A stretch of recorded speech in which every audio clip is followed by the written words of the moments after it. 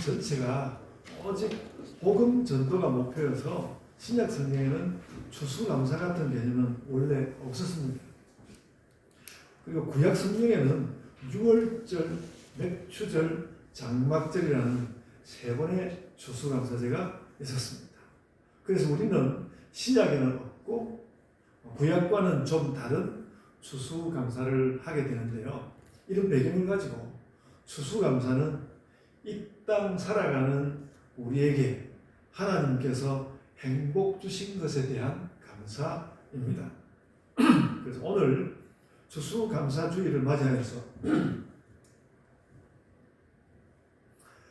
여러분의 살림과 또 가족의 평안과 직업 활동의 열매와 미래의 희망 등에서 행복 주시는 하나님 은혜를 축원합니다.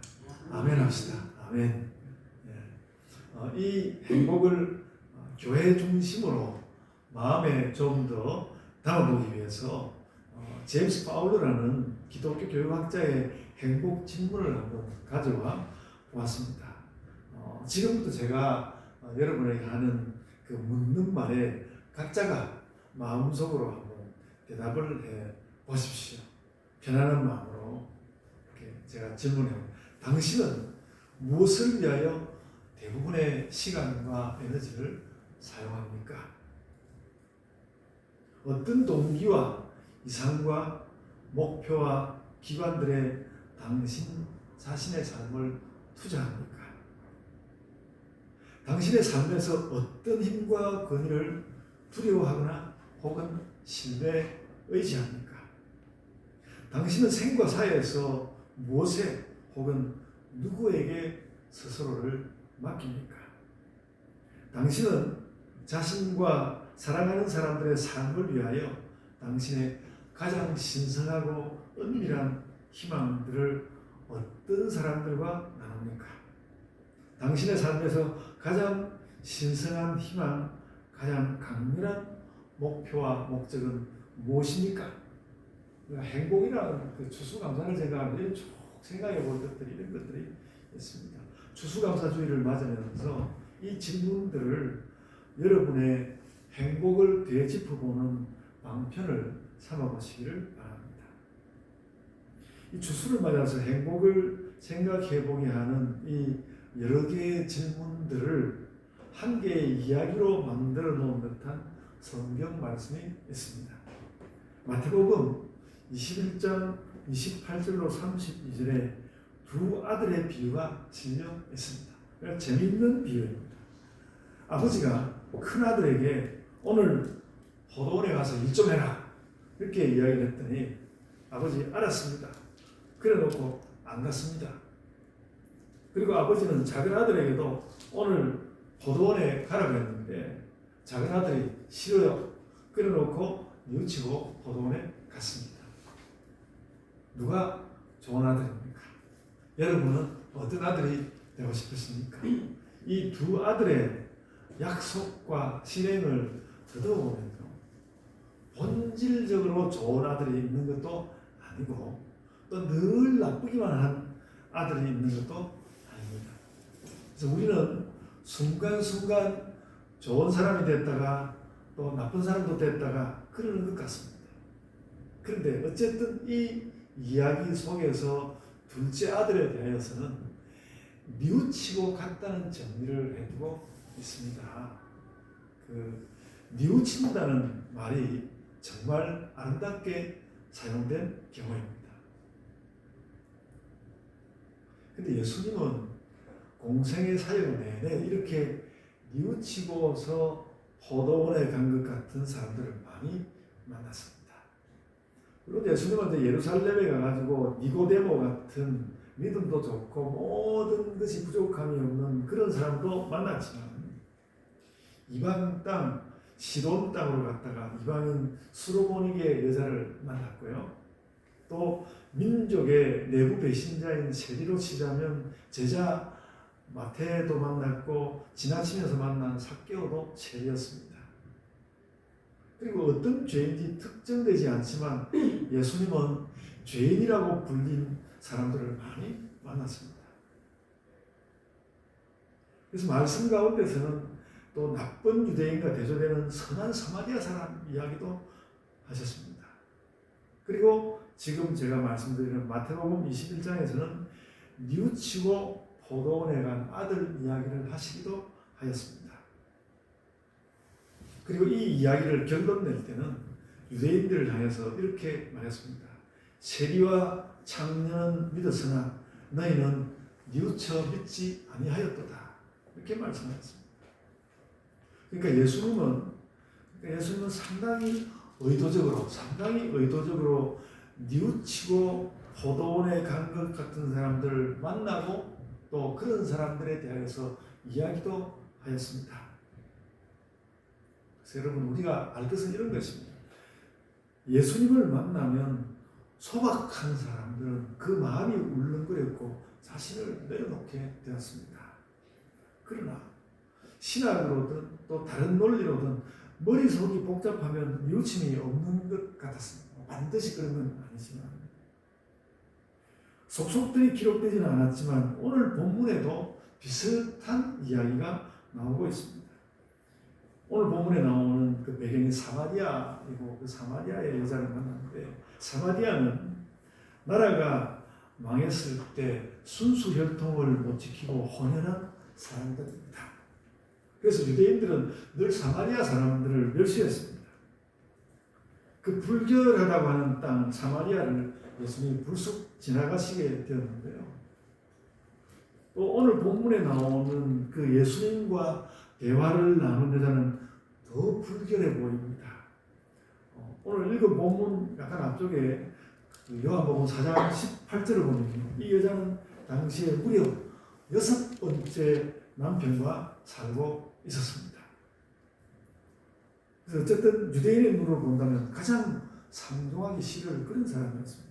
이 장면에서 예수님은 그 여자에게 억지로 이야기를 시킨 것이 아니었습니다.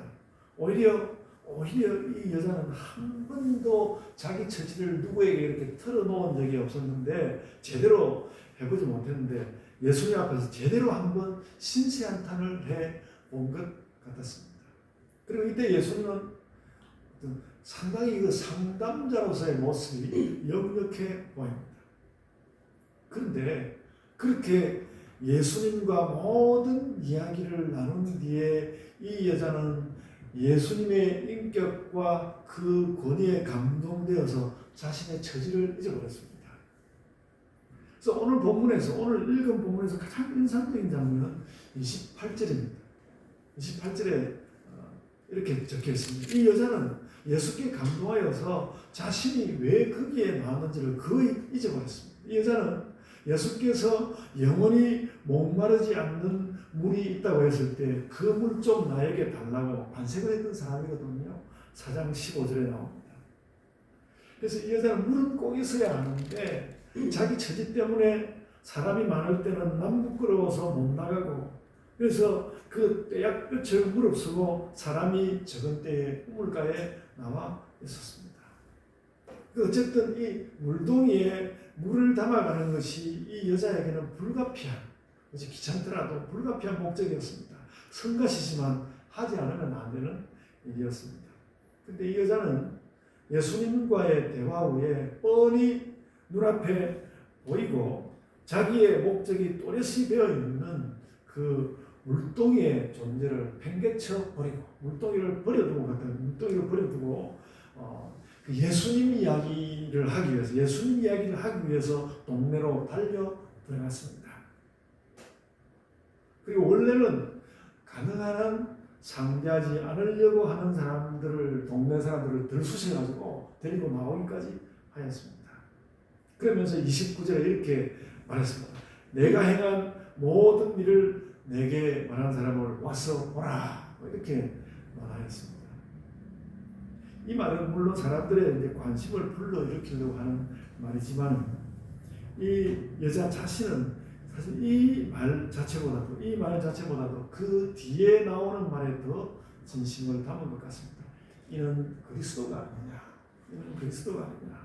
내가 보니 그는 메시아다. 그 말이었습니다. 여러분, 저는 이 여자의 이 장면을 보면서 그런 질문을 다시 하게 되었습니다. 대체 구원의 확신이라는 것이 뭘까? 구원의 확신이라는 게 뭘까? 지금 이 여자는 예수님을 만나서 구원의 확신 같은 걸 가지게 아주 정확합니다. 구원의 확신 같은 걸 가지게 된 겁니다. 이 사람이 메시아 아니냐? 여러분, 예수님의 하나님 나라는 이 생과 내 생에 걸쳐서 새 생명과 영생을 누리는 나라입니다. 오늘 본문에서 예수님은 그 하나님 나라 이야기까지는 하지 않았고 그 이야기는 하지 않았고 그냥 이 여자의 처지를 들어주고 그 처지에 대해서 말했을 뿐입니다. 그래서 이 여자에게 예수님 무슨 신학적 개념 같은 것을 말씀하지 않은 것 같습니다. 그러나 뭔지는 모르겠지만 이 사람은 나에게 아주 중요한 것을 주었어. 이 여자는 그런 확신과 소망만은 명백히 일어난 것 같습니다. 그런 메시아야. 그런 구원자야.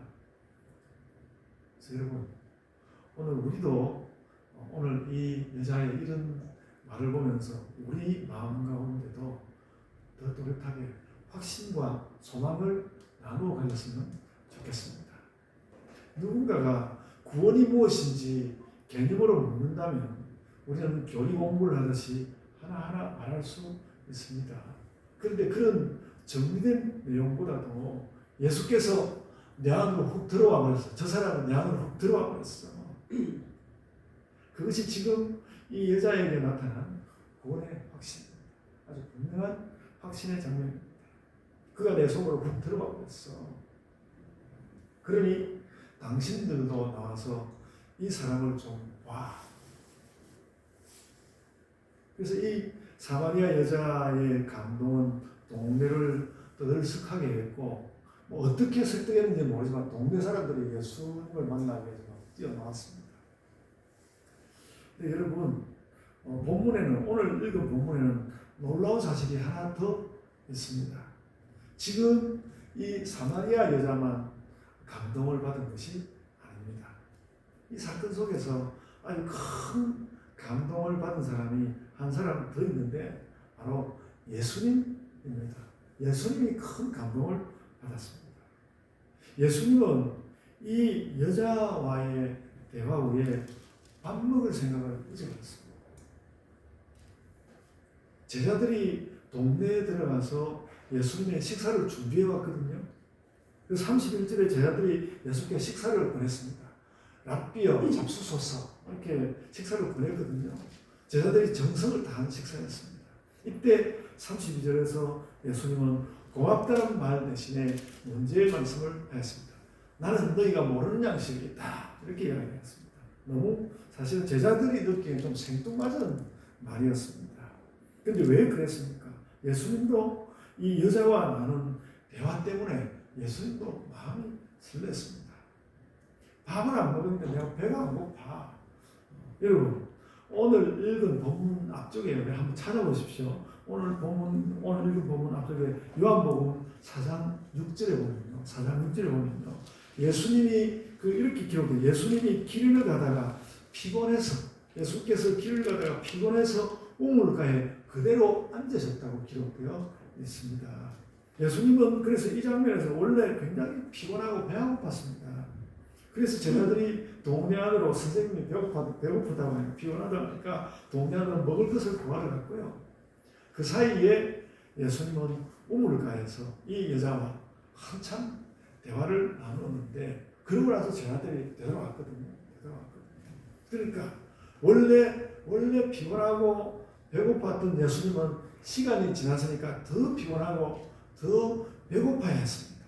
그런데 나는 다른 양식이 있다고 그렇게 말하니까 제자들은 누가 먹을 걸 갖다 드렸나? 오늘 본문에 보면 누가 먹을 걸 갖다 드렸나? 그렇게 이야기했습니다. 그래서 피곤하고 배고팠던 예수님은 온데간데 없었습니다. 그리고는 나는 안 먹어도 배부르게 되는 일이 안 먹어도 배부른 일이 나에게 있다. 그렇게 지금 말하고 있는 것이죠. 바로 그 여자와의 대화 때문입니다. 하나님을 믿지 않던 사람이 하나님을 받아들이는 일이 일어났습니다. 실망으로 이 여자가 얼마나 실망이 많은 사람입니까? 6번째 남편과 함께 살고 있는 얼마나 실망이 많은 사람입니까? 실망으로 삶을 살던 사람이 생기를 얻는 일이 일어났습니다. 예수님은 하나님의 아들이니까 이 사마리아 여인보다 훨씬 큰 존재이지만 그래도 한 인생이 새로운 삶을 갖게 된 것을 보고 예수님도 들떴다는 기록입니다. 예수님도 들떴습니다. 그래서 여러분 오늘 우리는 예수님의 이 감정을 알아야 할 것 같습니다. 하나님도 설레고 하나님도 아들도 설레는 일이 있다. 그래서 배고픈 것도 잊어버린다. 그것은 한 인간이 삶의 새 힘을 얻기 때문입니다. 그래서 이 참 보잘것없어 보이는 한 여자가 어떤 삶의 생기를 얻는 것을 보고 예수님이 배고픈 것을 잊어버렸습니다. 그래서 오늘 본문 이 35절에 가보면 예수님은 이것을 주수라고 부르면서 감정적으로 매우 설명합니다. 35절에 이렇게 적었습니다. 너희는 넉 달이 지나야 주수할 때가 이르겠다 하지 아니하느냐. 그러나 나는 너희에게 이르노니 너희 눈을 들어 밭을 보라. 희어져 추수하게 되었구나. 이제는 그 여자와 함께 많은 사람들을 이야기하시는 것이죠. 나는 뭐 지금도 추수한다. 제자들이요. 당신들이 동네에 들어간 뒤에 어떤 여자가 왔는데 내가 하나님 뜻을 잘 전해 주었더니 글쎄 금방 마음이 바뀌어서 그 마음에 하나님 나라가 가득해지는 것이 아니겠어? 그러니까 내가 배가 부르지 않겠어? 이런 이야기였습니다. 그러니까 이 사마리아 여자가 이날 예수께는 주수였습니다. 이런 주수를 하니까 내가 그냥 배가 불러. 여러분 저는 간혹 부흥한 우리 교회의 꿈을 꿉니다. 여러분도 그런 꿈을 꾸십니까? 예전에 계시는 전도사님, 연세 많으신 전도사님이 교회가 크게 부흥한 꿈을 꾸었다고 저한테 이야기를 해주시니 들은 적이 있는데 제가 간혹 그런 꿈을 꿉니다. 꿈속인데도 엄청 흥분하고 기뻐서 어쩔 줄을 몰라다가 눈을 딱 뜨고는 좀 허망해하고 그랬습니다. 허망해한다기보다는 좀 또 희망을 얻고 그렇게 하죠. 예수님은 이 사마리아 여자가 기뻐하고 생기를 얻는 그 일로 인하여서 예수님의 마음이 들떴습니다. 밥 먹고 싶었던 거, 피곤하던 것을 잊어버렸어요. 잊어버렸습니다. 그래서 예수님이 사실 그 여자에게 이렇게 말하지는 않았지만 그 여자에게 예수님은 이렇게 말할 수 있었던 것입니다. 당신이 오늘 나의 주수입니다. 흥분하면서 그렇게 말할 수 있습니다. 여러분, 제가 지난주에 예수께서 우리에게 오셨다는 그 말을 굉장히 강조해서 말씀하지 않았습니까? 미쁘다 모든 사람들이 받을 만한 이 말이요. 그리스도 예수께서 죄인을 구원하시려고 세상에 오셨다 하미로다. 디모데전서 1장 15절에 그렇게 기록되지 않았습니까?